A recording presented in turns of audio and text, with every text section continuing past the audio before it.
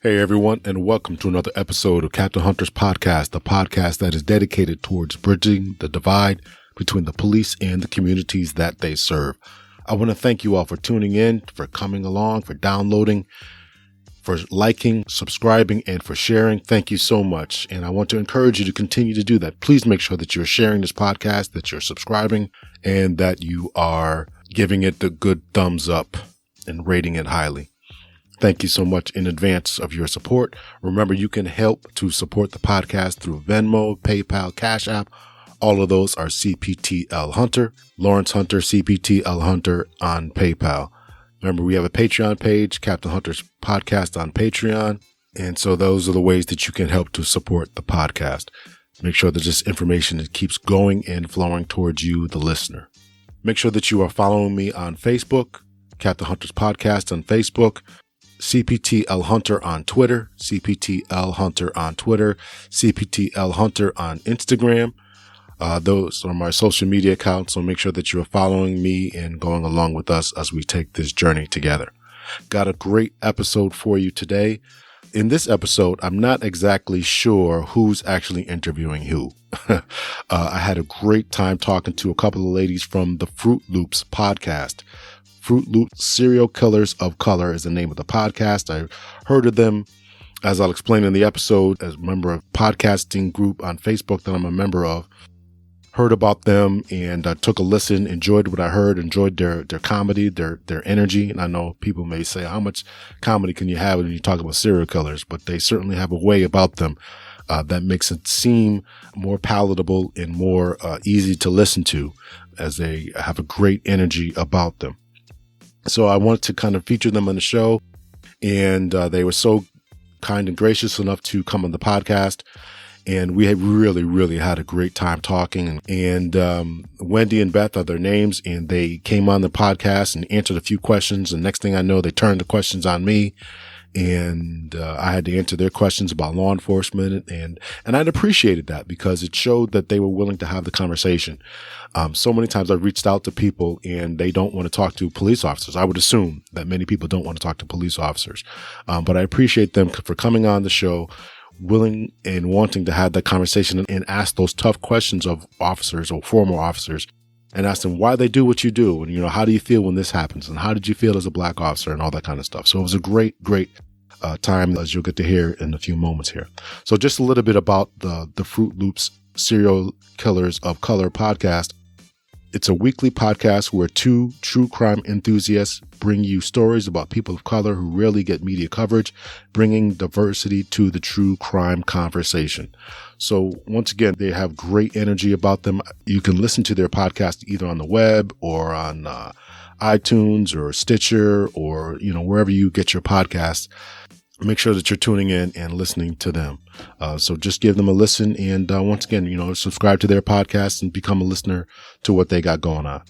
So we're going to talk to Wendy and Beth in just a minute here. But before we get into it, during the conversation, you will hear us talk about when I was an instructor at the police academy, and I would teach a class called human behavior. Essentially, it was psychology. There were two experiments, psychological experiments that we talked about that I would bring up to the class as I was teaching. The first one is the Stanford Prison Experiment. Just do a little reading up on that. Maybe I'll do a show on that at some point. And the other one that I could not think of the name while we were recording was called the Stanley Milgram Experiment. And Stanley Milgram's experiment had to do with Stanley Milgram was a psychologist studying students at Yale University and seeing how far these students would be pushed or allow themselves to be pushed when they thought that an authority was telling them to perform a certain task. And it turns out in most of the cases, 60% of the time, 60 to 70 or even 80% of the time, people will follow directions when they believe that an authority figure, i.e. a police officer or a doctor or a teacher or a politician or whatever, they would do something that is against their own moral code because, and they rationalize it because an authority, someone they see as in a position of authority, is telling them to do that. And I talked about this with my students when I taught human behavior, because I wanted them to be that small percentage of 25% or so of people who would not follow directions if it was a bad direction, right? I taught this class when I was a supervisor. I was a lieutenant and captain when I taught this class. And I did not want officers to blindly follow directions and orders if they were illegal and unlawful. I know it's difficult. I know it's hard. But that was the reason and the point that I talked about the Stanley Milgram experiment. Stanford Prison Experiment, I also talked about. Stanford Prison Experiment talked about how far people will go when they have a position of authority. And people, we found out through that particular experiment, the Stanford Prison Experiment, that if you give people authority, then they will act with that authority and they will become abusive in their authority. So that was the reason I talked about those two particular experiments, because I didn't want new officers to become abusive because they had this sense of authority.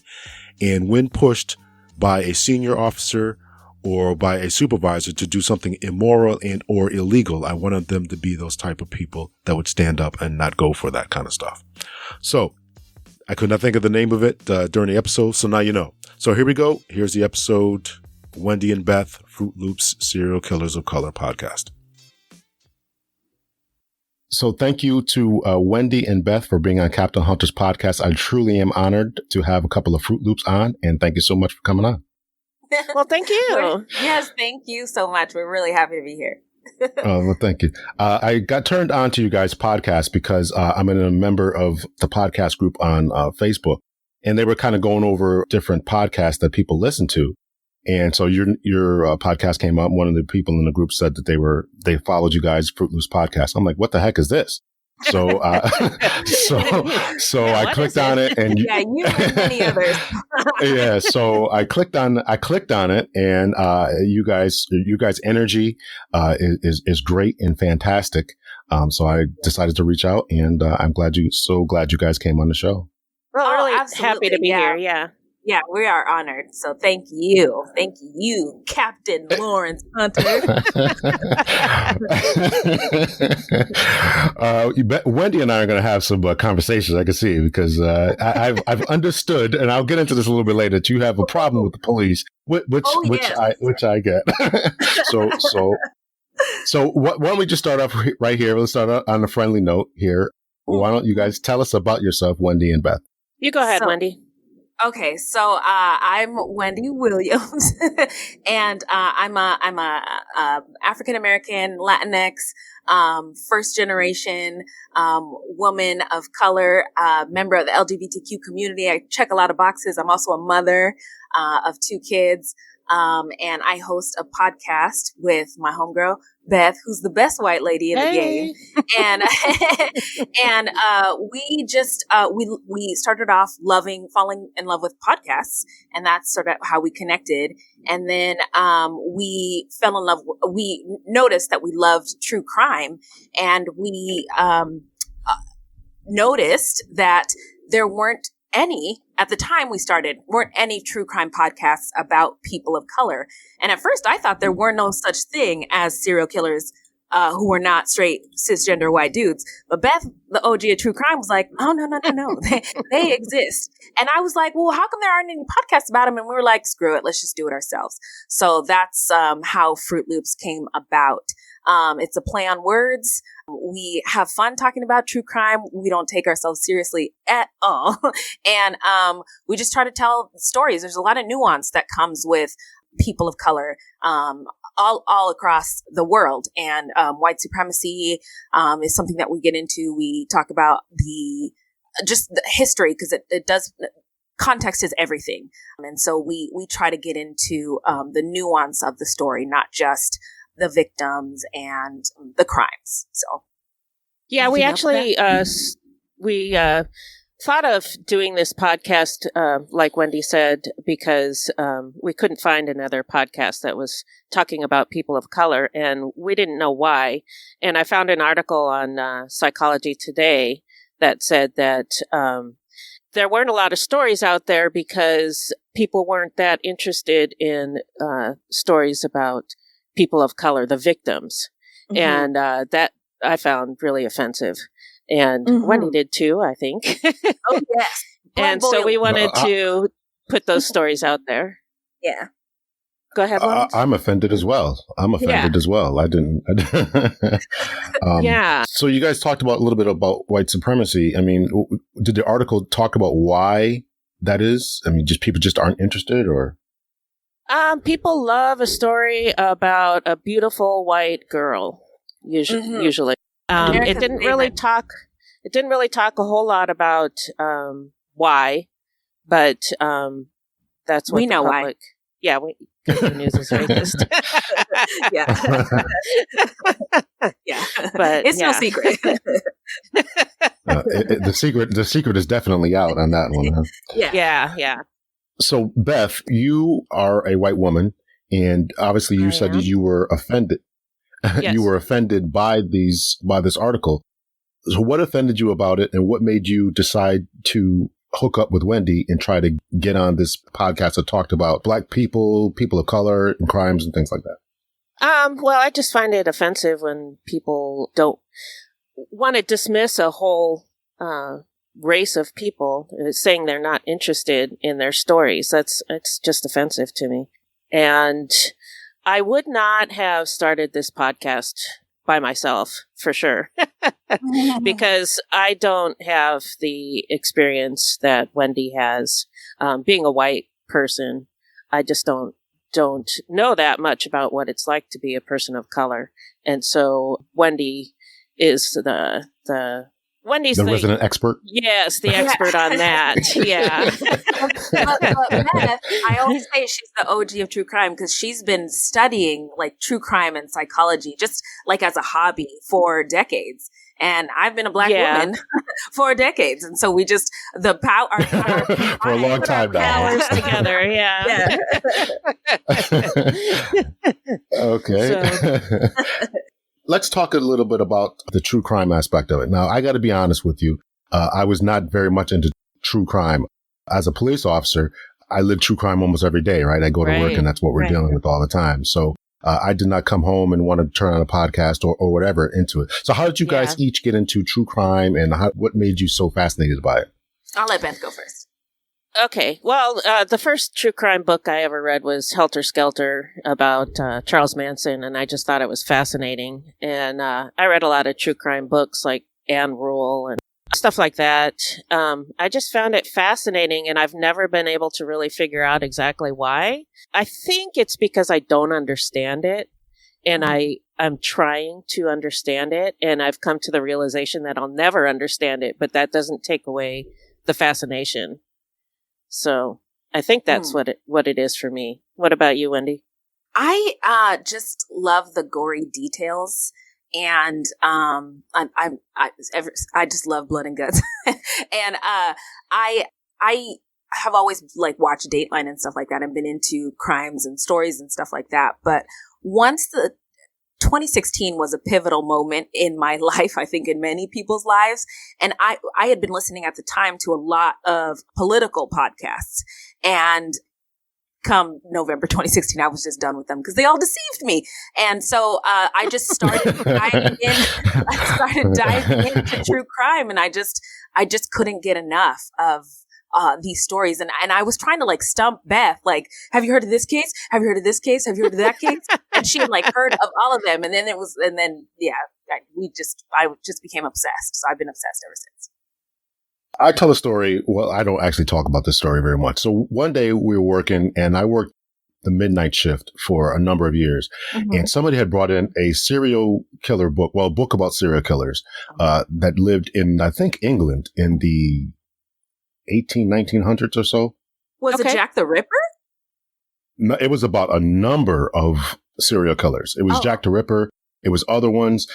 So we would call it the front desk, right? The booking desk, essentially. So I'm reading it, and I read it one night, read it the next night. And like the third night in, I read a chapter or so, and I started having nightmares. I'm like, oh, this is enough of this. Oh, so, yeah. So go ahead. Oh, I was just going to say there was one book, and I can't remember what the name of it was, but it was by one of the FBI profilers. It wasn't John Douglas. It was a different one. And it was getting into the psychology. And I read that one, and I couldn't read true crime for like a year after that. It bothered me so much because they went into their heads, and it was really disturbing. So I know what you mean. Yeah, sometimes it can get to be too much. Yeah, some of these stories can be kind of disturbing, but pretty scary. For the most part, I just think they're fascinating. Also, I'm pretty open about this on our show, but I struggle with anxiety and depression and stuff. And I don't know, sometimes hearing about really, really bad things happening to other people sometimes is a relief to me. Like, you know, God. I know that's really dark, but at least my throat hasn't been slashed. You know what I mean? Man, I really feel bad about today. Oh, well, geez, there's a car accident over there. See what I'm saying? Yeah. At least you didn't get murdered. At least you didn't get murdered today. Yeah. I guess there's always a bright side of every train wreck. Huh? Exactly. Whew. Sorry to take it there, but that's facts. Well, I guess that's true. My truth. Well, thank you for being honest. So with all this that you guys are doing, and you're reading about the stories about and how police are finding people, and you talk us through that, and it's a really great job what you guys do on your show about explaining, the background, the history of the people, the settings, and all that kind of stuff. Well, let's get into the law enforcement aspect of it as to, you guys are reading these stories about how the police are catching people. But yet, Wendy, you have a problem with police officers. I do, and it's mostly out of fear. I am very terrified of police officers. I find them to be predatory and dangerous to communities of color. And as the mother of a young Black boy, I am terrified every day. And so my disturbance or uneasiness with law enforcement is mostly out of fear. I've never met a nice police officer. I avoid them at all costs, like the plague. Well, you have now. So. Yes, yeah, you're the nicest one I've never talked to a nice police officer before. Oh my God. I'm going to mark this day on my calendar and celebrate it. Yeah, now you can't say that anymore, Wendy. I can't say that. But as a Black police officer, I want to know how you reconcile with communities that look like you, their fear of you, and how do we bridge that gap? Well, listen, and I didn't pay you to say that. So, but that's, okay. But that's, obviously that's my tagline. And I do struggle with that. That is not an easy thing for me. It never has been. I joined in 1995 and, growing up, I grew up in Waterbury, Connecticut, fairly. Oh boy. Yeah. I'm sorry. Well, and fairly, how do I say this? Fairly inner city type of environment. And so I definitely understand what people say and what people see. And I understand the police have not always been our friends, but it has been a struggle. It is a struggle, and I'm trying to understand it. Now, I never had any negative interactions with police officers growing up. I did see them from time to time interact with other, Black people, Puerto Rican people, people of color, whatever. But it never was much of a turnoff to me, and they never did anything to me. Now, I had obviously other male role models in my life who were fairly positive. So I did not get a negative interaction, right? I grew up in the church, and my pastor, preacher, whatever, did not talk negatively about police. My uncles did not talk negatively about police. And so I didn't get that negative feelings about it. Obviously, everybody jokes about in high school and all that kind of stuff. The police do this, the police do that. They beat people and this, that, and the other. And I certainly heard those stories. I never witnessed it myself. So when I became a police officer, I saw the fear that was in people's eyes. I saw a look of relief when I showed up on the scene. A lot of times when a black person or Black officer shows up in a group of people, I saw it when I was a supervisor a lot of times when, things seem to be going awry. And then as a supervisor, as a sergeant, and then as a lieutenant, I would show up and I can see a look of relief on people's faces. They want to, number one, people want to speak to the supervisor. Number two, they want to speak to, obviously, someone who looks like them. So I get it. I get the fear and the terror that goes through some people's hearts and minds. And how do we bridge that gap? That's a really tough question. I'm working on it every day. That's why I started this podcast. It's about talking to people, talking about the police, talking about what you should do, and when I say you, I mean the police, what the police should do and what you as Joe Public should do and how to interact and everything like that. So everyone can go home safely. And so we cannot have these interactions. Contrary to popular belief, I know that with the advent of cell phone cameras, we see a lot of negative interactions. But I do believe that the vast majority of police officers really have a good heart. Now, through time, through experience, they get jaded. They become negative, and that's all true, very much so. But that does not mean that the vast majority of the police officers are bad or negative or whatever. There's a lot of negative that comes out with a lot of scandals that have gone on.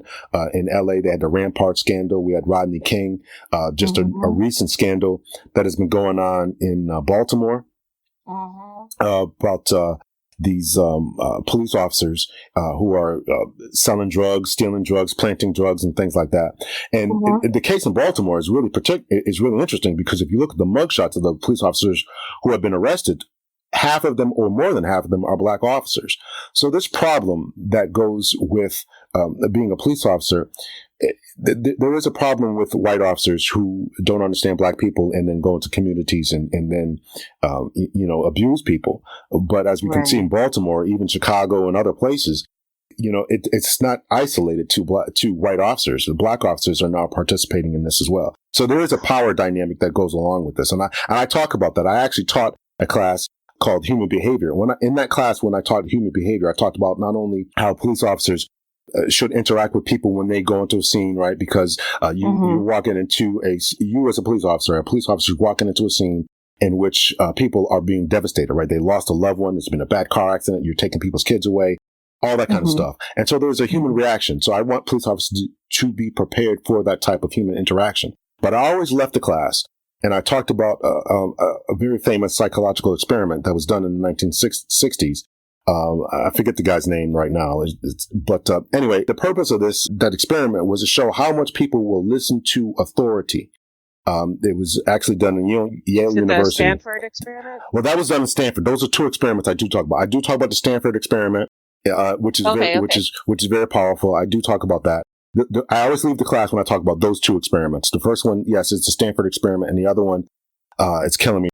It was done in Yale, New Haven. And when people and essentially both of these experiments talk about when people get this power about them, they will be corrupted, right? Absolute power corrupts absolutely. And I always leave my officers with that mindset that don't become corrupted, don't become part of the problem, and don't become part of the situation. And let me just finish with this. I understand that, particularly with white officers, right? There's the FBI back in 2006 released a report talking about how white supremacist groups would try to infiltrate the police and recruit them. Right. And the police and the military. Right. And we see this going on. Just the other day, there was this whole white power thing at the Army Navy game. I don't know if you guys heard about that. Oh, I saw it. Yeah. So this is going on. So this is going on. Even a couple of years ago, there was this situation in the Air Force Academy where they were spray painting on the walls and all that kind of stuff. These are college students who have grown up to a certain level, a certain degree. So my point is that I get it. It's pervasive. It's everywhere. And how to bridge that gap? It's an uphill battle, but it's one I'm worth trying to fight.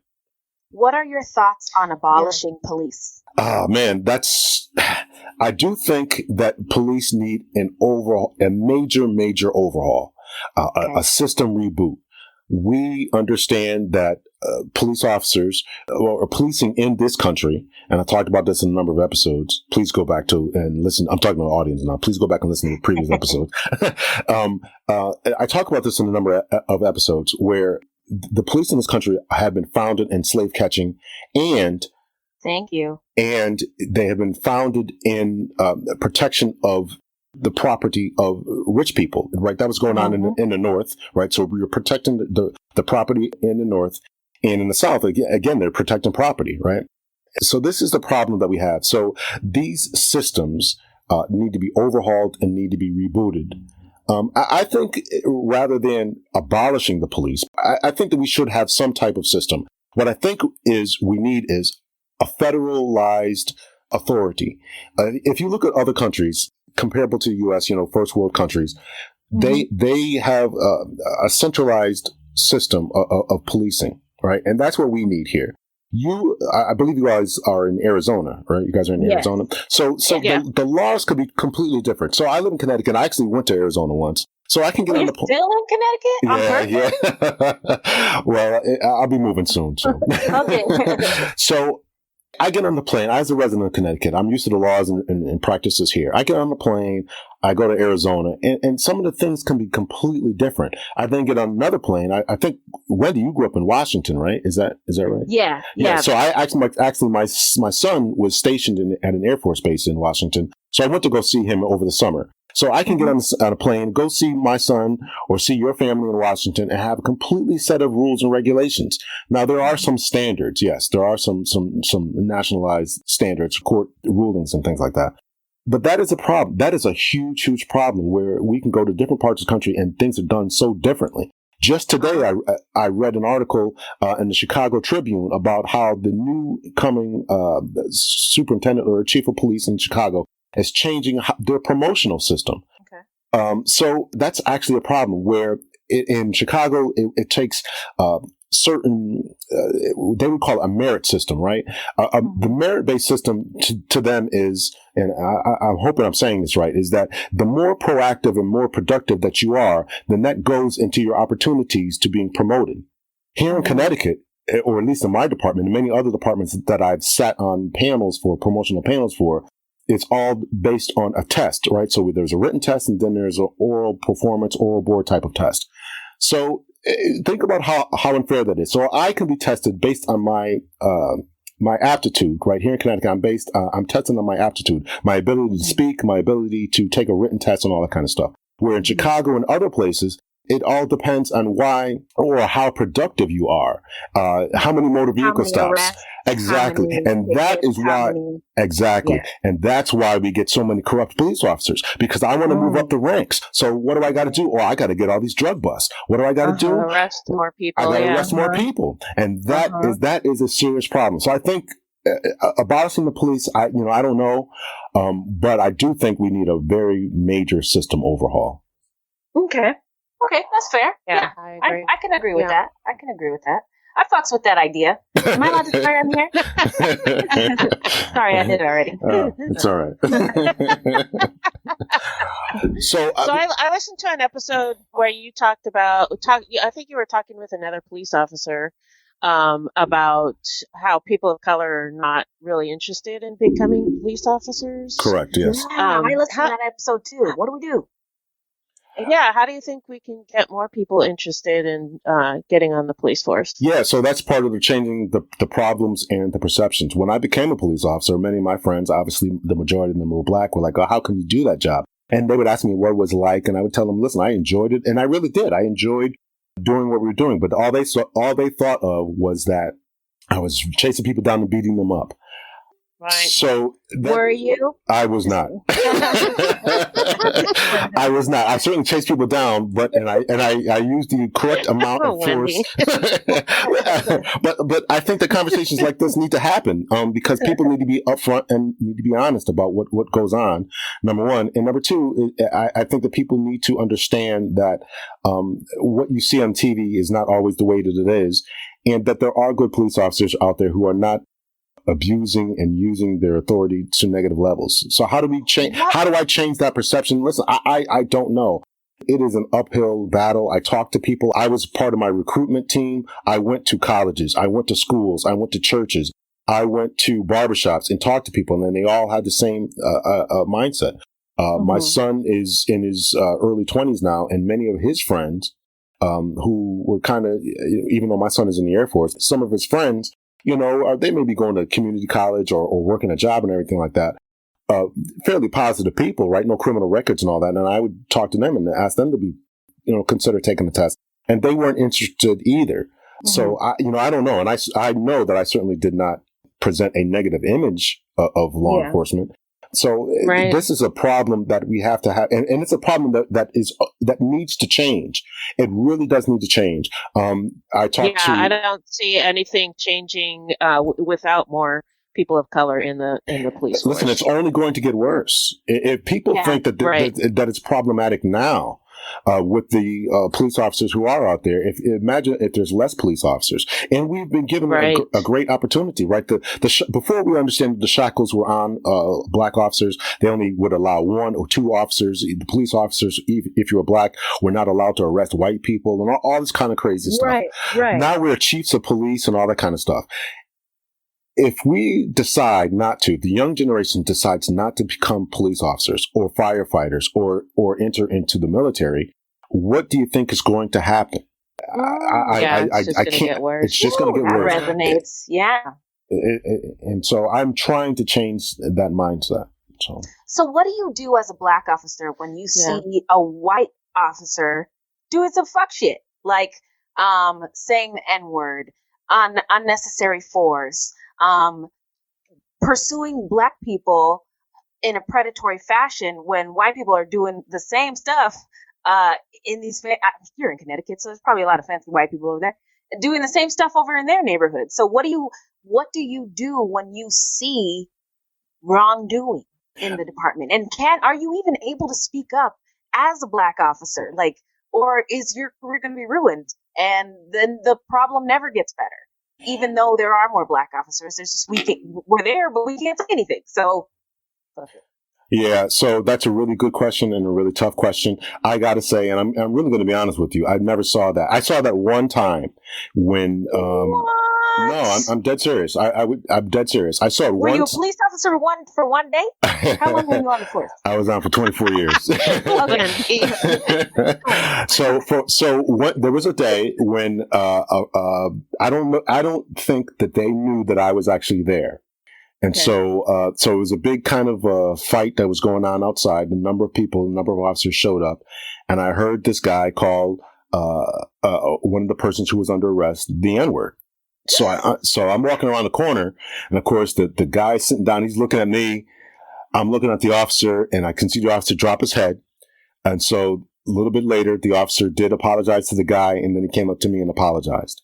We're still actually fairly cool to this day, but listen, I understand. I understand. That wasn't the first time he said that. I don't. Listen, I'm not ignorant or naive in saying that it doesn't happen.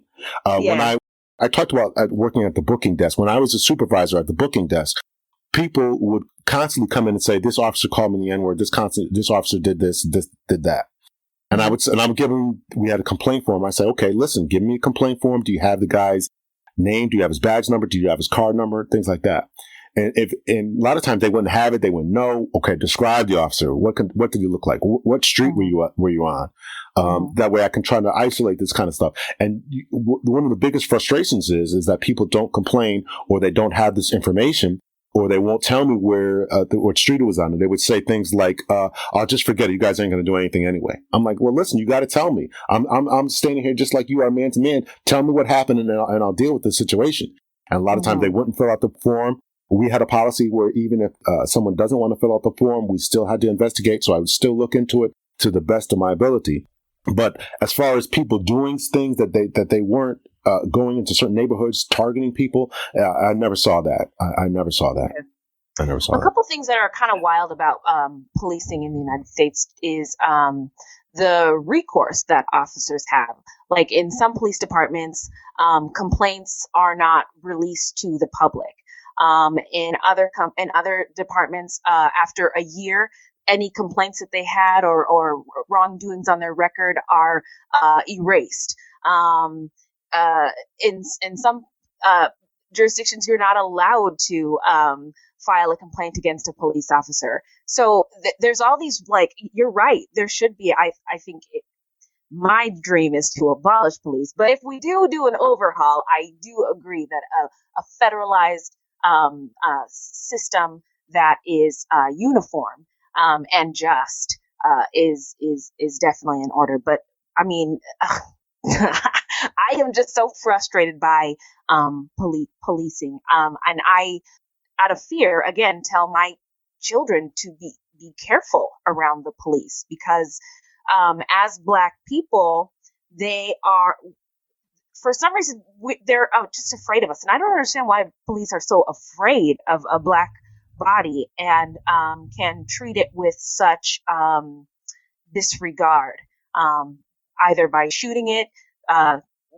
Remember the video of the Black girls at the pool party, and the police officer just slammed that girl on the ground for no reason. I mean, things like that are just, why you wouldn't. Nobody would do that to a white teenager. There's also we've talked about on our show, the adultization of kids of color. And once a Black or brown kid a boy reaches age 5, they're looked at as not children anymore. And that whatever bad things come their way or happen to them are entirely their fault. Tamir Rice was 12 years old and he was playing with a toy gun in a park. And the police came up, and within 3 seconds, that little boy was dead.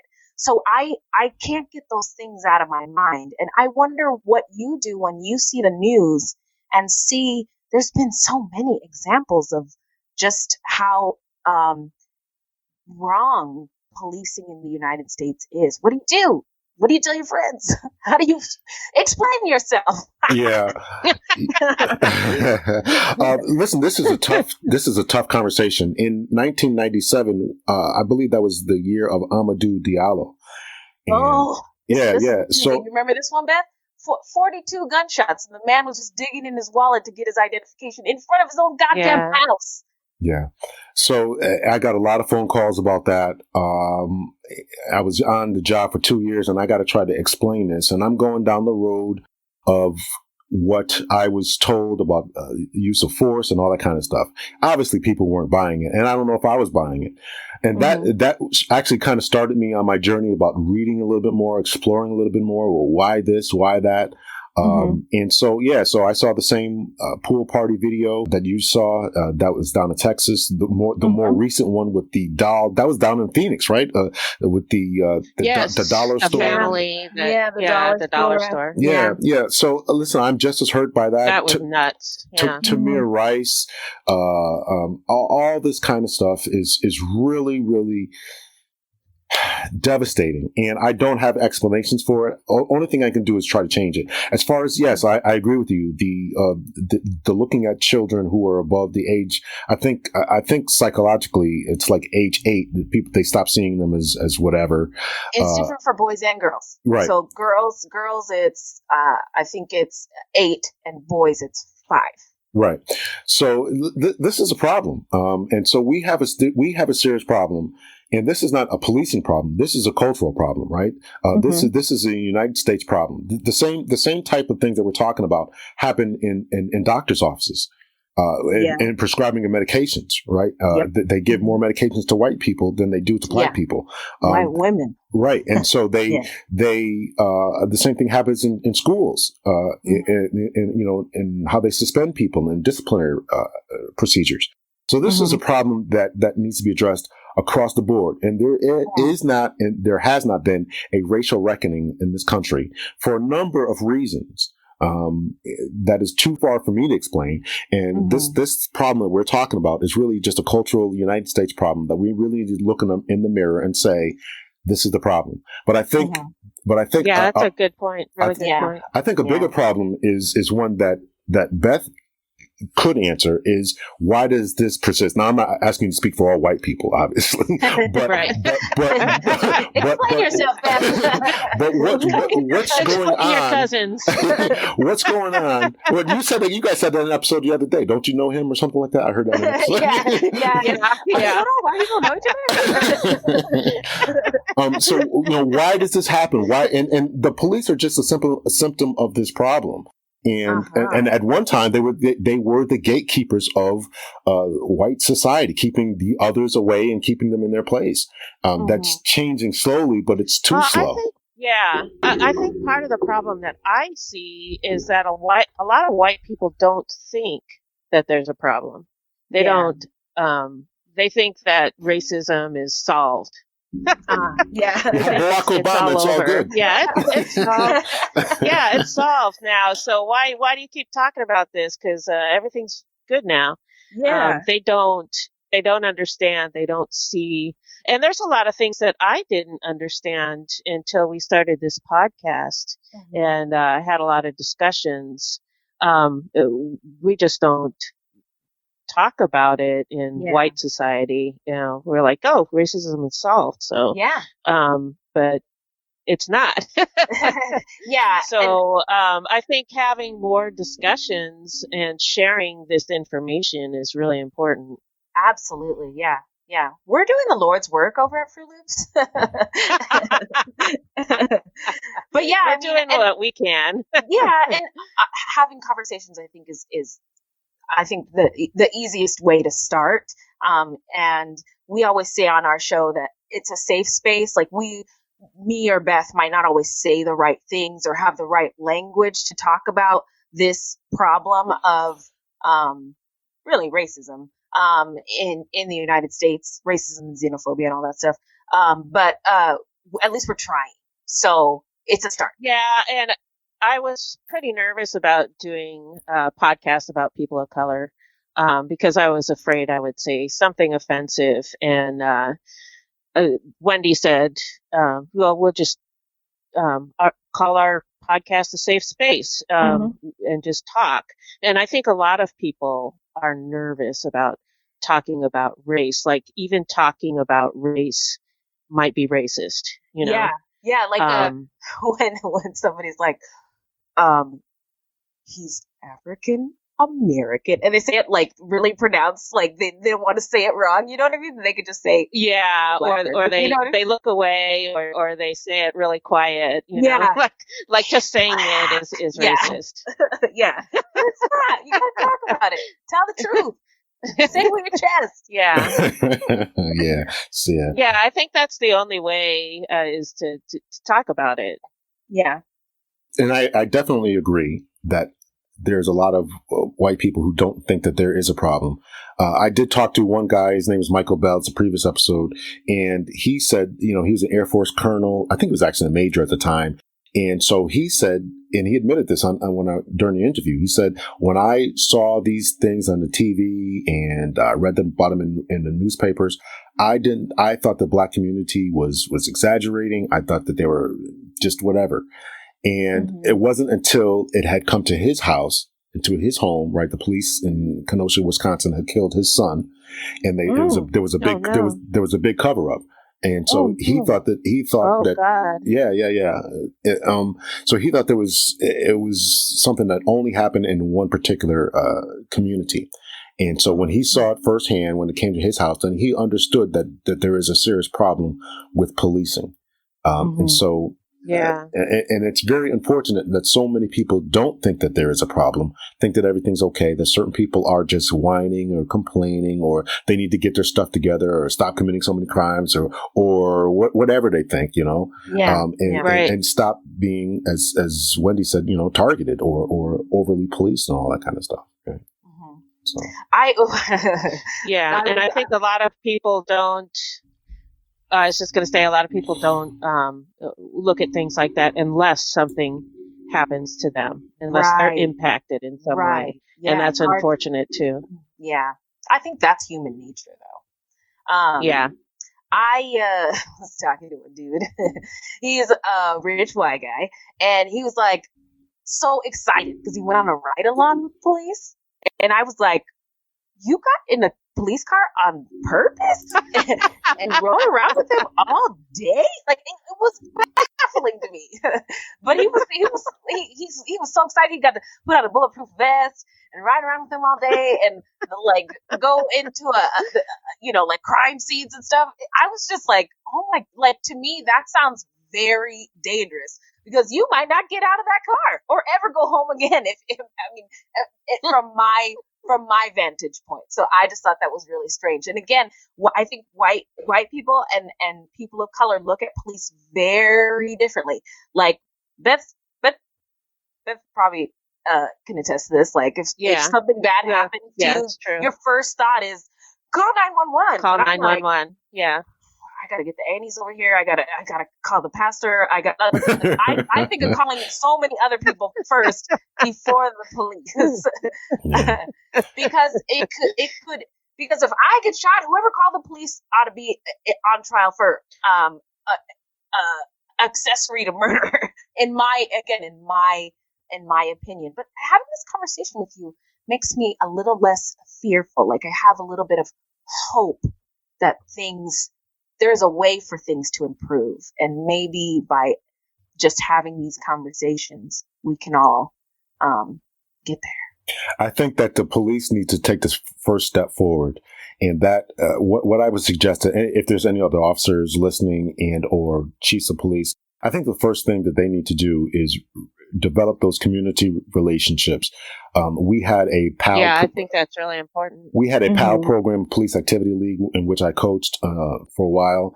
Police officers need to go to churches, go to parks, and not just run people's names, but go there, shoot hoops with the kids, and just interact with them so they can get to see a different side of the police, and so they can build that community trust within them. And I think that's the first and most important step that we can take without this police reform and all that, without abolishing the police.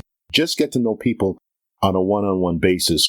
And I think that would alleviate a lot of fear, right? This fear that we talked about where it's seemingly that white officers have this fear of black people. It may not even be a fear, but it's just this disregard of black bodies, if we can call it that, right?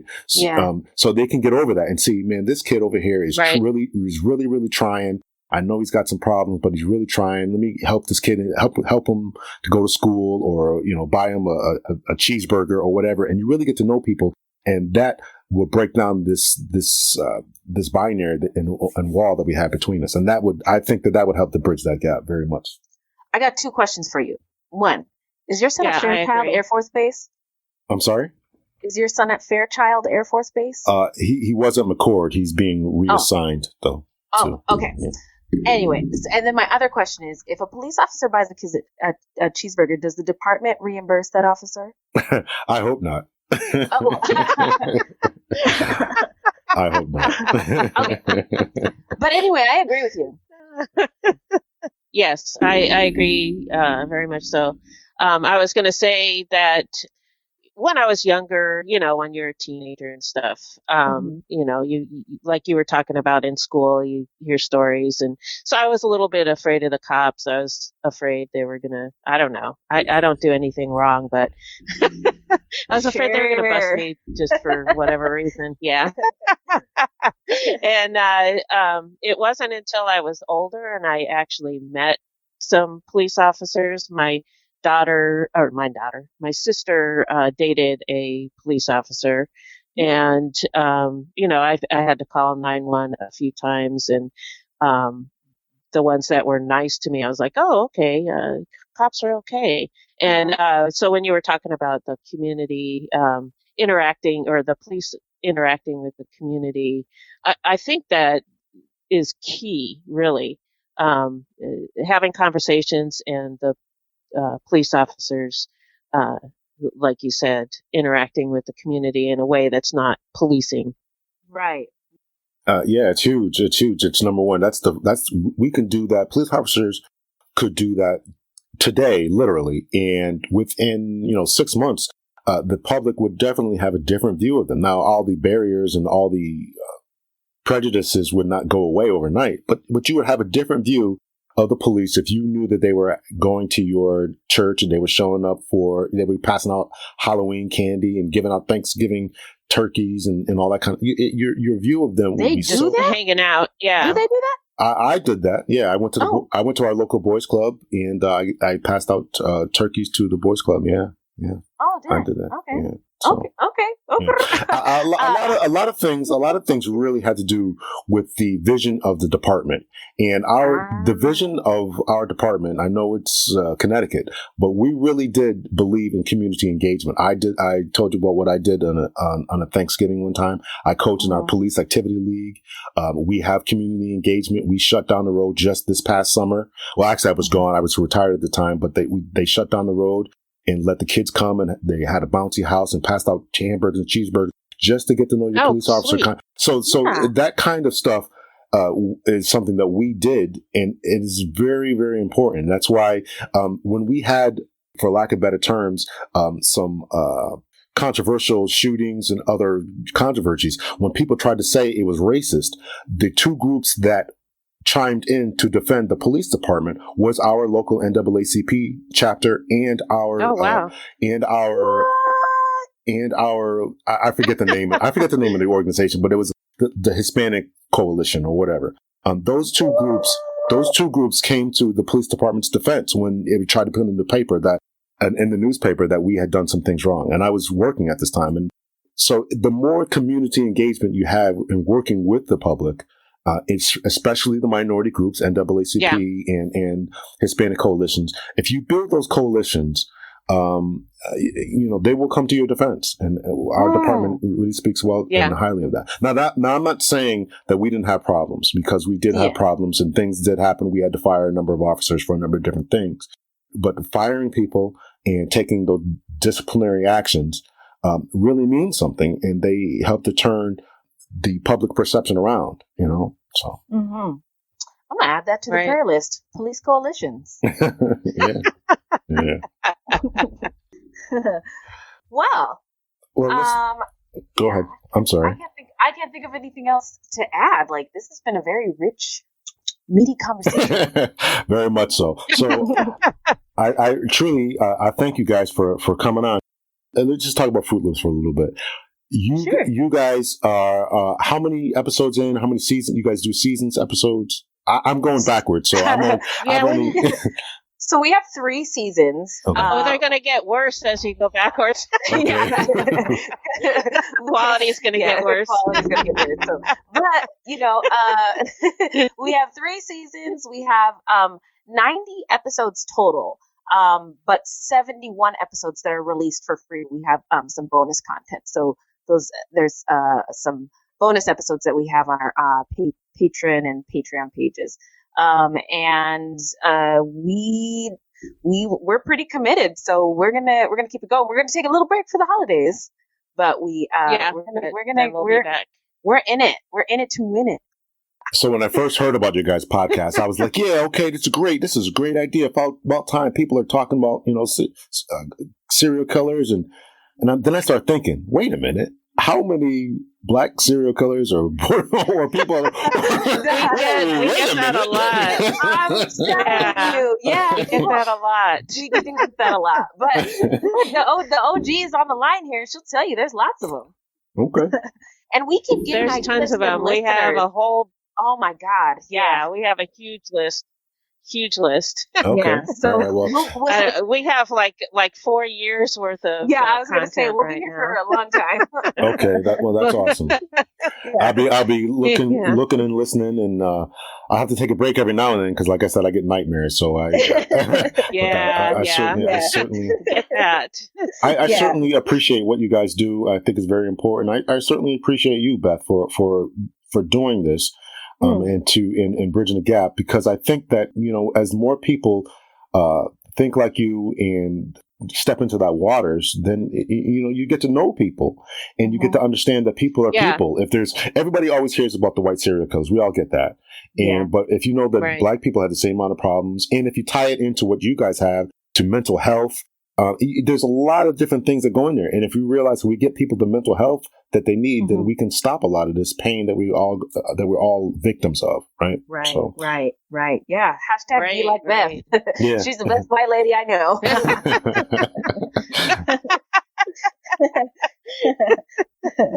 Well, I appreciate that, but I just I don't think I'm that special. I just think people should treat each other decently, and I don't think that should be special. You know what I mean? Well, unfortunately, the world is terrible, and it is special. But thanks so much for having us on your show. Thank you. Dope. Thank you. And your show is fantastic. I think you really are really having important conversations that have been eye-opening to me as somebody who's terrified of law enforcement. But now I know you, and I don't have to be as scared. So thank you. Well, no problem, and I'm glad. Thank you very much. Yeah. Shout out to podcasting, and thanks again for your time. Thank you so much. What do I do now? I'd like to have you guys back on in some time, and we could talk about whatever crazies are that'd out be there. great. So, Yeah, do it. Yeah. Awesome. All right. Well, good luck. Thank you so much, and don't get murdered. All right. So. Yeah, don't get murdered. Okay, you either. Okay. All right. Bye. I want to thank my co-hosts. That's what I'm going to call them for this episode, Wendy and Beth from the Fruitloops Serial Killers of Color podcast, for coming on the podcast and taking over Captain Hunter's podcast. Thank you so much to them. I love their energy. I love what they're doing. They have 4 years of content coming up, and just to think in another 4 years, all the information that is going to come in, and we're probably going to learn about more information and more serial killers and all that kind of stuff. So I'm sure that their show will be going on and growing on for quite some time. So I wish them all the best of luck in their endeavors, and make sure that you guys are subscribing, sharing, and liking. Head on over to Venmo, PayPal, or Cash App, or the Patreon page and support Captain Hunter's podcast. Also remember to follow me on Instagram and Twitter, and Captain Hunter's podcast on Facebook. As they would say at the end of their show, try not to get murdered. Thank you so much. Much love and peace.